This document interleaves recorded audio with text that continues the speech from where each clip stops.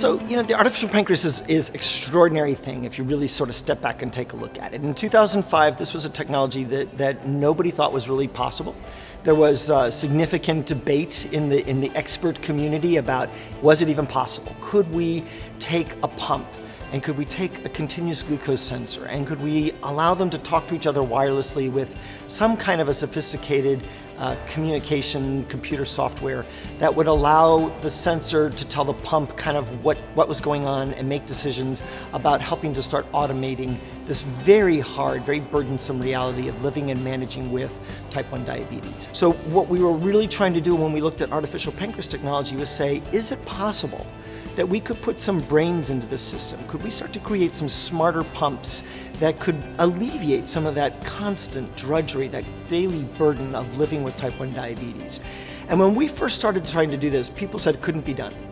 And JDRF said, well, we're going to do a targeted investment. And through the leadership of some amazing individuals, both on staff and on our volunteer side, we made some very targeted investments.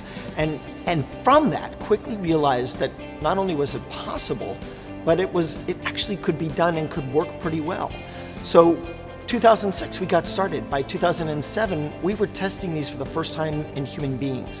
We were able to jump out of the hospital into the real world, and last December, I got to live on the artificial pancreas for 3 days and 2 nights in the real world, where I was able to live and walk around and have a normal life for 3 days, 2 nights on an artificial pancreas. I got to go and have a cheeseburger and fries. I got to go have a hot fudge sundae one night.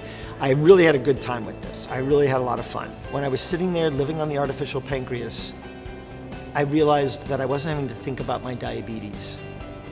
And for me, the cure means not having to think about my diabetes. So this isn't the cure, but it gave me a glimpse of what that world will be like when we don't have type 1 diabetes, and that's the most powerful takeaway from this entire experience. Many of you sitting in this room have been supporting JDRF for many, many years, decades. I really think it's important that we take a minute and sort of step back from this and really appreciate what it is that we've made happen here. JDRF has a plan, we've been executing it, but you've been coming to these events, you've been going to walks, you've been helping to support everything that we do. And it's driving towards an outcome. And now I'm able to sit here in front of you and show you an artificial pancreas that works on a cell phone. You made this happen. To me, it's vitally important that we take a minute and step back and say thank you.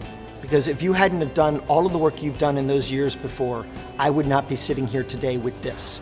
And just as we've done it with this, we're going to do it with any number of other things that JDRF is working on to bring us new therapies that will change the course of this disease in our lives and ultimately lead to a world without type 1 diabetes.